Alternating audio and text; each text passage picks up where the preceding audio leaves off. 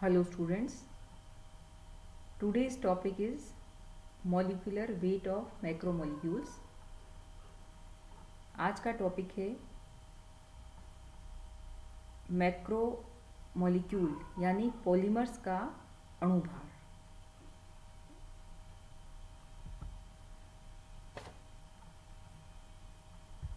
Simple molecule का जो molecular weight होता है वो फिक्स्ड होता है। जैसे अगर हम बात करें इथाइलिन की, तो जो इथाइलिन का मॉलिक्यूलर वेट होता है वो 28 ग्राम होता है। लेकिन अगर हम पॉलीमर की बात करें तो पॉलीमर्स का जो मॉलिक्यूलर वेट होता है वो फिक्स्ड नहीं होता है। इसे हम पॉलीथीन के एग्जाम्पल से समझ सकते हैं।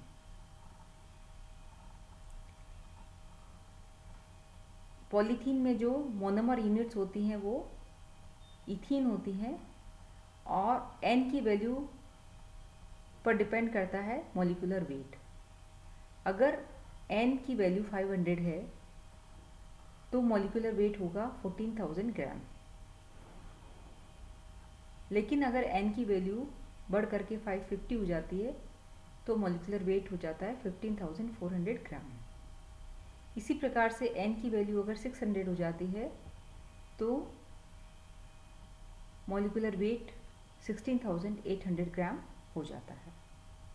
तो इस प्रकार से हम देखते हैं कि जो पॉलीमर्स होते हैं उनका मॉलिक्यूलर वेट फिक्स्ड नहीं होता है, वो चेंज होता रहता है। चूँकि पॉलीमर का जो मॉलिक्यूलर वेट होता है वो चेंज होता रहता है, इसलिए उसे हम एवरेज मॉलिक्यूलर वेट यानी औसत अणु भार की टर्म में एक्सप्रेस करते हैं।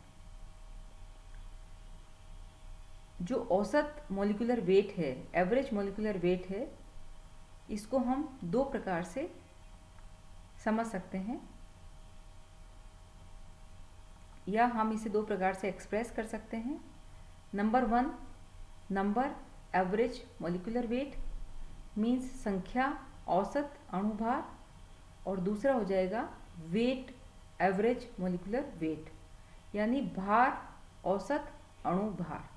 तो देखिए नाम से पता लग रहा है दिस इज नंबर यानी संख्या औसत अणुभार है और ये वेट मीन्स भार औसत अणुभार है। तो हम दोनों को वन बाय वन समझेंगे। सबसे पहले हम देखेंगे नंबर एवरेज मॉलिक्यूलर वेट। तो यहाँ पर हमने नंबर एवरेज मॉलिक्यूलर वेट को इस प्रकार से रिप्रेजेंट किया है इक्वेशन नंबर 1 में। एम एन बार से इसको हम रिप्रेजेंट करते हैं। एन डिनोट्स फॉर नंबर और बार means average molecular wait.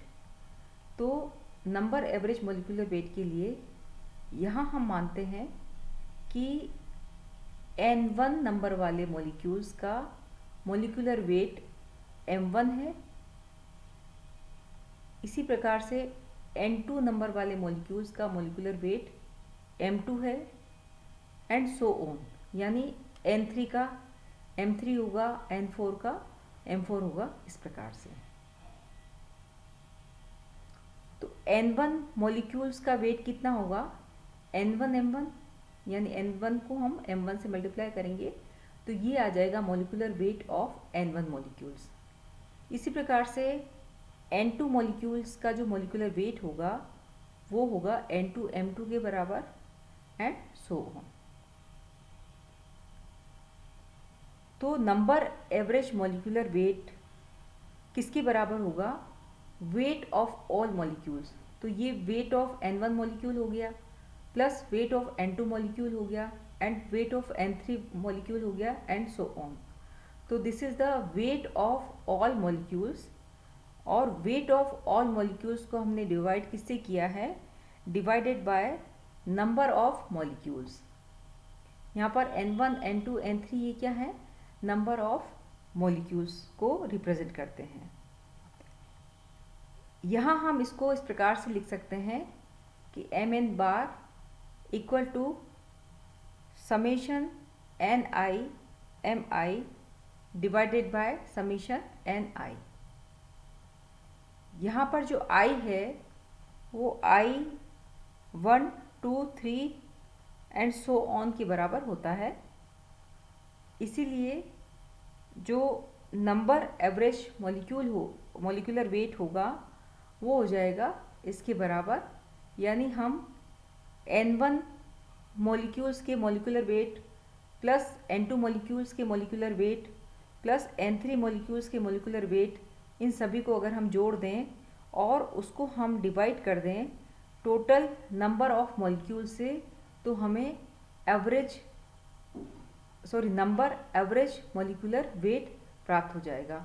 Equation number 2 से हम किसी भी नंबर एवरेज मॉलिक्यूलर वेट को हम फाइंड आउट कर सकते हैं।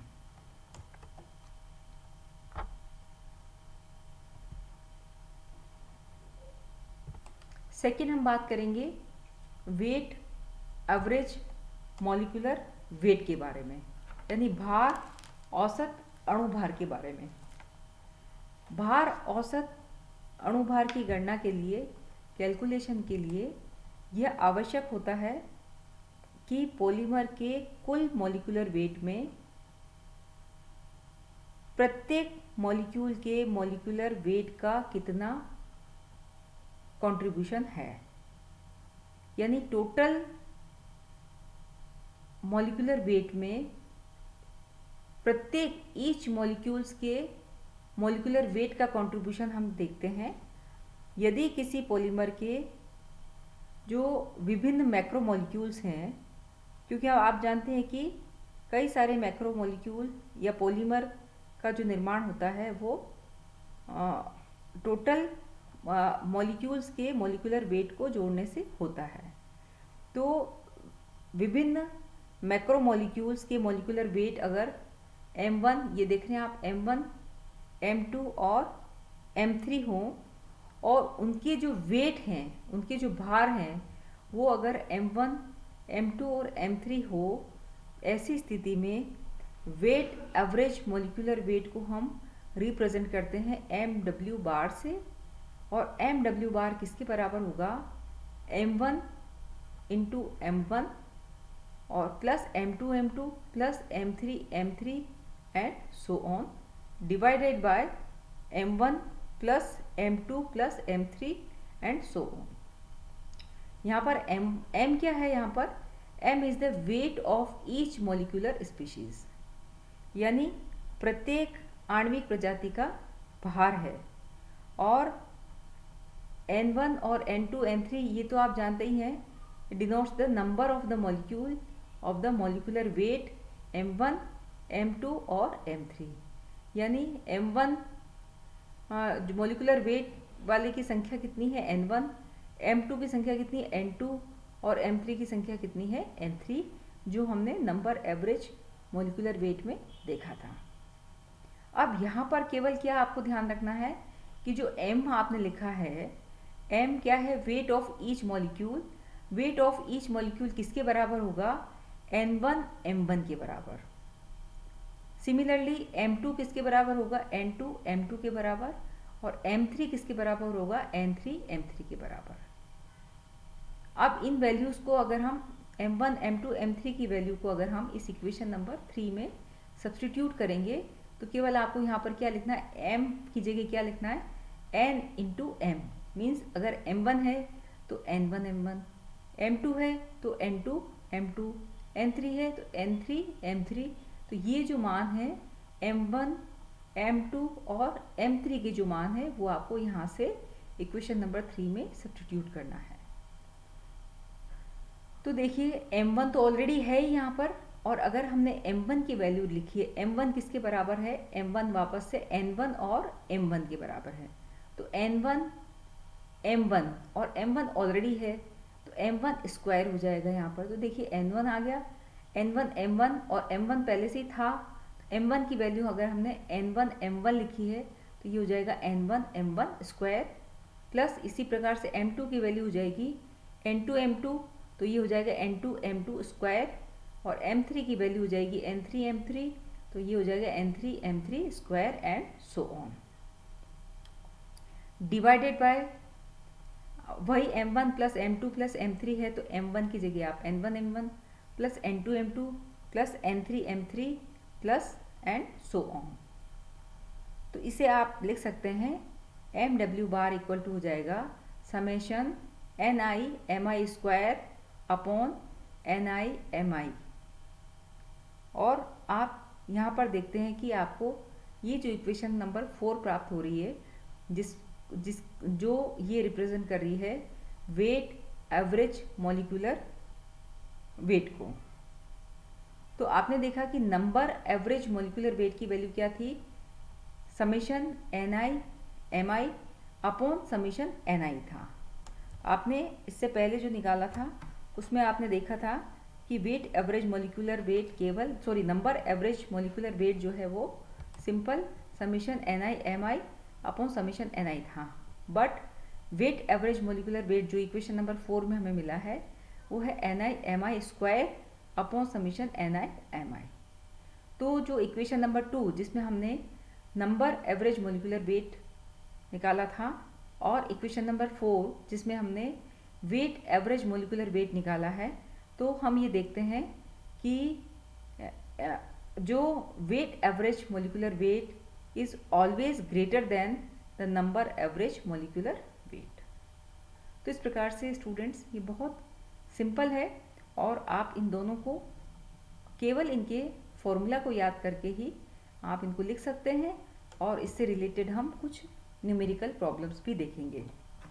तो देखिए फर्स्ट प्रॉब्लम है कि equal number of macromolecules with molecular weight 10⁻³ and 10⁻⁴ are present in a polymer, then calculate mn bar and mw bar. यानी नंबर एवरेज मॉलिक्यूलर वेट निकालना है और वेट एवरेज मॉलिक्यूलर वेट निकालना है। तो यहाँ पर पॉलीमर या मैक्रोमोलिक्यूल के हमने मॉलिक्यूलर वेट अणुभार बताए हुए हैं, वो कितने हैं 10⁻³ और 10⁻⁴ हैं। तो ये अणुभार दिए हुए हैं, यानी m1 और m2 की वैल्यू यहाँ पर दी हुई है। और एक आपको ये हिंट दिया है equal number of the macromolecules, यानी दो टाइप के मॉलिक्यूल हैं n1 और n2, लेकिन दोनों का नंबर कितना है, इक्वल है। तो हम यहाँ पे सपोज n1 और n2 को इक्वल यानी 10 मान लेते हैं और आपके पास m1 की वैल्यू है और m2 की वैल्यू है। तो सिंपल फॉर्मूला लगाइए आप, नंबर एवरेज मॉलिक्यूलर वेट किसके बराबर हो जाएगा, n1 m1 plus n2 m2 upon n1 plus n2, क्योंकि आपको पता है summation ni mi upon summation ni होता है। तो n1 की वैल्यू भी 10 है, m1 की वैल्यू 10⁻³ n2 की वैल्यू 10 हो जाएगी, m2 की वैल्यू 10⁻⁴ डिवाइड बाय 10 + 10। तो इस प्रकार से हमें इसको आप सॉल्व करिए तो ये आ जाएगी 55,500। ठीक है। इसी प्रकार से mw बार जो वेट एवरेज मॉलिक्यूलर वेट है इसको हम निकालेंगे। तो आपको ये पता है कि n1 m1 square plus n2 m2 square होता है। सॉरी यहाँ 2 आएगा, स्टूडेंट यहाँ पर 2 कर लीजिएगा प्लीज़। और इसी प्रकार से n1 m1 plus n2 m2 हो जाएगा। तो ये वैल्यू हो जाएगी 10 इंटू 10⁻⁶, जो कि स्क्वायर है, प्लस 10 इंटू 10⁻⁸ हो जाएगा, क्योंकि ये भी यहाँ पर स्क्वायर है। तो ये हो जाएगा 4 प्लस 10⁻⁴, ये ऐड हो जाएगा दोनों। और क्योंकि 10 इंटू यहाँ पर 10⁻³ है और यहाँ पर 10 इंटू 10⁻⁴ है, तो 10⁻⁴ प्लस 10⁻⁵, तो इसको जब आप सोल्व करेंगे तो ये वैल्यू आ जाएगी 9181, यानी अप्रॉक्स 9200। तो आप देख रहे हैं यहाँ पर ये चीज़ भी प्रूव होती है कि weight average molecular weight is always greater than number average molecular weight. तो ये बहुत सिंपल न्यूमेरिकल प्रॉब्लम है जो आप बहुत इजीली सोल्व कर सकते हैं।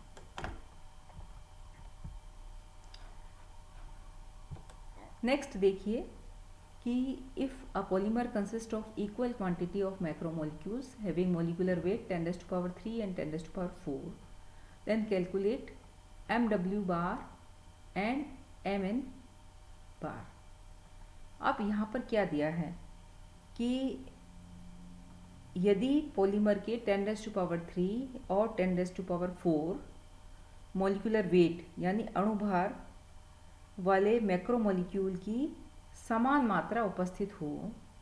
अब देखिए यहाँ पर हमें n का मान नहीं दिया हुआ है, यहाँ पर हमें दिया हुआ है कि किसी पॉलीमर में 10⁻³ और 10⁻⁴ अणुभार वाले मैक्रोमोलिक्यूल की समान मात्रा इक्वल क्वांटिटी उपस्थित हो। क्वांटिटी दी हुई यहाँ पे, तो mn और mw की गणना करिए। देखिए क्वांटिटी जब दे रखी होती है तो हमें नंबर निकालना होता है, तो हम इसको मान लीजिए ये हमने इसको सपोज किया है कि W1 इक्वल टू W2 हमने कितना कर दिया है 20,000, यानी यहाँ पर वेट दिया हुआ है। तो हम क्या करेंगे 20,000 को हम डिवाइड करेंगे किससे, इसके मॉलिक्यूलर वेट से। तो 20,000 अपॉन, क्योंकि आप जानते हो कि W किसके बराबर होगा, W बराबर होगा N1 M1 के बराबर। तो N1 इंटू M1 बराबर होगा W। तो W इक्वल टू क्या हो जाएगा, सॉरी आपको N निकालना है, तो N इक्वल टू क्या हो जाएगा W अपॉन M1। तो यहाँ पर M1 की वैल्यू कितनी 10⁻⁴, W की वैल्यू कितनी हमने मानी 20,000। तो 20,000 अपॉन 1,000 हमने किया, सॉरी 1,000 है ये, 1,000 किया तो N1 की वैल्यू आ जाएगी, वो कितनी आ जाएगी 20। इसी प्रकार से हमने W अपॉन यहाँ पर M2 लिखा है, तो M2 हो जाता है यहाँ पर 10⁻⁴, तो ये वैल्यू हो जाएगी N2 की 2। तो नंबर ऑफ मॉलिक्यूल हमने फाइंड आउट कर लिए यहाँ पर, वो हमने कैसे निकाले W अपॉन M से। तो N1 की वैल्यू आपको मिल गई है, N2 की वैल्यू भी मिल गई है। अब आप नंबर एवरेज मॉलिक्यूलर वेट का फॉर्मूला लगाइए और ये सारे मान को यहाँ पर सब्स्टिट्यूट करिए। केवल आपको ये समझने की ज़रूरत थी कि अगर क्वेश्चन को इस तरीके से दिया हुआ है जहाँ पर हमें क्वांटिटी दी हुई है, तो आप नंबर कैसे निकालेंगे। और फिर हमने mn फाइंड आउट किया है, जो हमने इससे पहले वाले न्यूमेरिकल में किया था, और इसी प्रकार से हम mw की वैल्यू निकालेंगे, जो इस प्रकार से होगी। ये वैल्यूज़ आप रख दीजिए यहाँ पर, ये सब मान को आप यहाँ पर रखिए और हम फाइंड आउट कर लेंगे mw की वैल्यू। तो इस प्रकार से mn और mw हम निकालेंगे इस न्यूमेरिकल में। नेक्स्ट क्वेश्चन हम देखेंगे कि a polymer is composed of equal number of the macromolecules having 100, 1000 and 10,000 gram per mole molecular weight. Calculate MW and MN of polymers. अब यहाँ पे ये बताया है कि हमें क्या निकालना है कि किसी पॉलीमर के 100, 1000 और 10,000 ग्राम पर मोल मॉलिक्यूलर वेट वाले मॉलिक्यूल्स की अगर संख्या समान है, तो ऐसी स्थिति में हमें MW और MN फाइंड आउट करना है। तो MN इक्वल टू हम जानते हैं summation NI upon summation NI होता है। और यहाँ पर हम क्या करेंगे कि अगर इक्वल नंबर ऑफ मॉलिक्यूल्स है, तो हम क्या करेंगे इसको NI इक्वल नंबर, यानी टोटल हम मान के चलें कि 3 हैं, 3 टाइप के 1, 2 एंड 3, तो इसको हम 1/3 कर देंगे। तो 1/3 हो जाएगा N1 इंटू M1 हो जाएगा, और 1/3 N2 इंटू M2 हो जाएगा, और 1/3 टोटल 1 है तो इसका 1/1/3, इसी तरीके से 1/3 और 1/3। इस प्रकार से हम इसको 1/3 करके नंबर हम N1, N2 और N3 की वैल्यू कर देंगे, और ये टोटल कितना है इसका 1 है। टोटल 1 है तो इसका 1/3 100 होगा, 1/3 1000 होगा, और 1/3 हो जाएगा इसका 10,000। तो इस प्रकार से हम ग्राम पर मोल में हम MN बार यानी नंबर एवरेज मॉलिक्यूलर वेट निकालेंगे। इसी प्रकार से वेट एवरेज मॉलिक्यूलर वेट निकालेंगे। तो केवल आपको ये ध्यान रखना है कि हमें n की वैल्यू किस प्रकार से लिखनी है, बाकी आगे का जो कैलकुलेशन है वो बिल्कुल सेम है। वेट एवरेज मॉलिक्यूलर वेट में भी आप same formula NI/MI² upon NI summation NI/MI हो जाएगा। तो ये वैल्यू सारी हम यहाँ पर सब्स्टिट्यूट करेंगे और हम निकाल लेंगे ग्राम पर मोल में। तो इस प्रकार से हमें ये नंबर एवरेज मॉलिक्यूलर वेट निकाला और ये वेट एवरेज मॉलिक्यूलर वेट। तो इस प्रकार से स्टूडेंट्स आप मॉलिक्यूलर वेट डिटर्मिनेशन भी हम आगे देखेंगे, लेकिन मॉलिक्यूलर वेट क्या होता है और नंबर एवरेज मॉलिक्यूलर वेट और वेट एवरेज मॉलिक्यूलर वेट हम कैसे फाइंड आउट करेंगे, और इससे रिलेटेड न्यूमेरिकल हमेशा एग्ज़ाम में पूछा जाता है। तो आप जो थ्योरेटिकल पार्ट है इसको करने के साथ साथ न्यूमेरिकल प्रॉब्लम्स भी ज़रूर करें। Thank you very much.